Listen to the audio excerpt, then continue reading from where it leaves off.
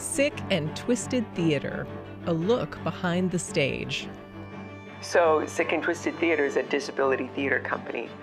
So most of the actors we work with are in some way disabled.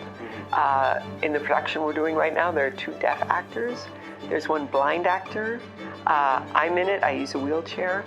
And one of our actors has invisible disabilities. How do the actors communicate on stage and during rehearsal?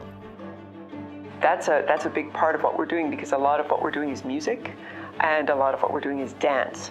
And so one is very audio and one is very visual, right?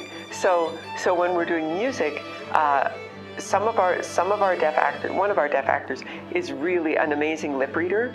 So she lip reads. There's another actor who's voicing the role. So is kind of her interpreter. So she watches the voice actor's mouth to make sure that he doesn't get ahead of her, or that she doesn't get too far ahead of him, which is an incredible job for her to do. To play the role and to be watching and making sure they're all queued up. When a deaf actor is hired to play a role, it's really important to have another actor play their voice and then incorporate some cues. A professional actor will be able to sing and emote through their voice in a way that interpreters can't unless they've had training themselves. What is it like to be part of this play? When I first entered the rehearsal hall, I was moved and excited by the vibe of the room and all the people in it. It's been so great to be able to meet everyone who's been involved in this project, and rehearsals have gone really, really well. We've shared a lot of joy and a lot of great moments together.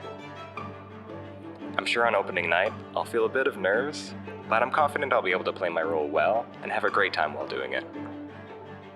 What are the challenges of staging a production? It's expensive. Yeah. ASL interpreters are expensive.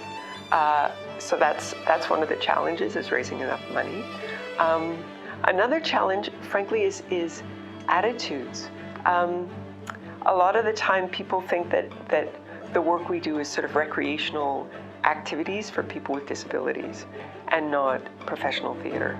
And often we get questions like, is it uplifting for your performers to be in this show? Is it something that empowers them? And you wouldn't ask that question of a professional production. You wouldn't ask about actors in a professional production being empowered by the work they do. They might be.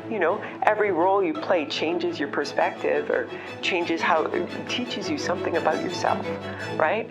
But there seems to be an attitude that because the performers in this show are disabled, that they're doing the work primarily for their own benefit and not for the benefit of the audience.